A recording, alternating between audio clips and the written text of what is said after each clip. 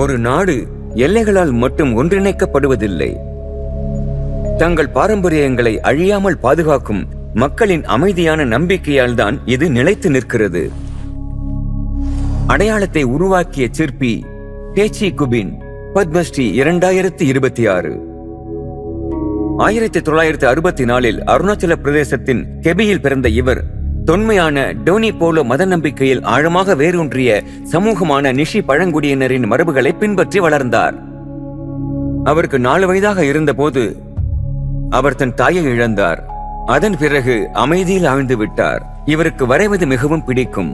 பெரும்பாலும் அவர் தன் உலகிலேயே மூழ்கி விடுவார். வரைவது அவரை சுற்றியுள்ள உலகத்தை பற்றிய அவரது உற்றுநோக்கும் திறனை மேம்படுத்தியது. அவரது பயணம் அவரை தன் கிராமத்தையும் தாண்டி வெகு தூரம் அழைத்துச் சென்றது.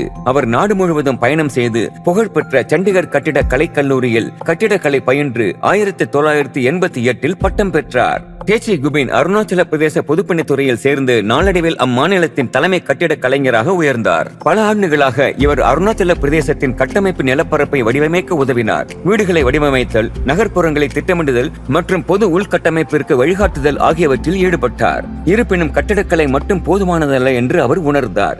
ஏனென்றால் அவருக்கு மிகவும் முக்கியமான கட்டமைப்புகள் கண்ணுக்கு புலப்படாதவையாக இருந்தன. அவை அவருடைய மக்களின் கலாச்சார வேர்களாக இருந்தன.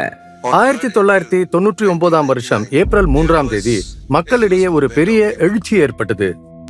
அதனால கலாச்சார இழப்பு, நம்பிக்கை இழப்பு, அடையாள இழப்பு, அதோட மக்கள் அவங்களோட பாரம்பரிய நம்பிக்கையிலிருந்து விலகிறதையும் நான் கவனிச்சேன். எங்க அப்பா ஒரு பூசாரி. அவரு மக்களுக்கு சேவை செஞ்சாரு. நான் எங்க அப்பா வழிய பின்பற்றணும்னு முடிவு செஞ்சேன்.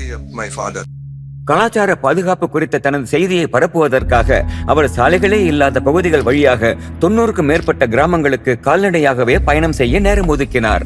மிகவும் தொலைதூர கிராமங்களை காப்பதே அவரது நோக்கமாக இருந்தது. ஆனால் அந்த பிரச்சனை எல்லை பகுதிகளையும் பாதித்ததை கண்டறிந்தார்.